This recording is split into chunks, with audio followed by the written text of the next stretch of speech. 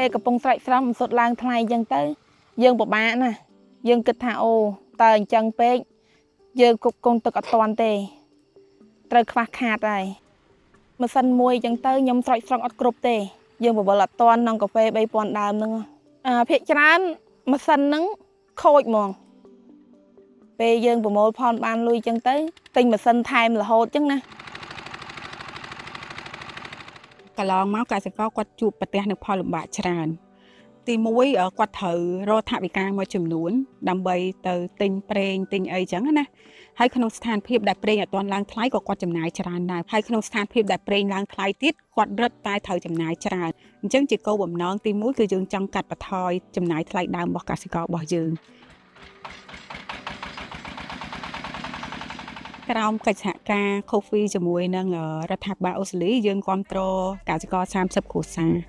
យើងធ្វើសកម្មភាពចំនួន3ធំ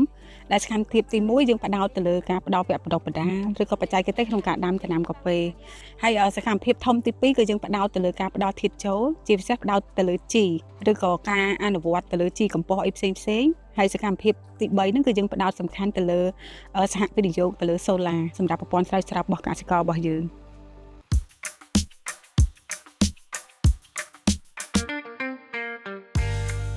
ថ្ងៃហ្នឹងខ្ញុំមានអារម្មណ៍សប្បាយចិត្តណាស់ព្រោះគ្មានខាងក្រុមសូឡាហ្នឹងគេមកតម្លើងឲ្យខ្ញុំថ្ងៃហ្នឹង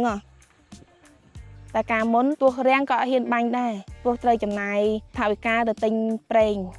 បើថាបើមានសូឡាយើងស្រោចស្រពអត់គិតថាំងមិនសុទ្ធឡើងឬចោះយើងអត់សូវខ្វល់គិតថាដំណាំខ្ញុំអាចជាល្អជាងមុនពេលខ្ញុំដាក់ជីដាក់អីទៅវាខ្វះទឹកខ្វះអីយើងស្រោចទៅបានរហូត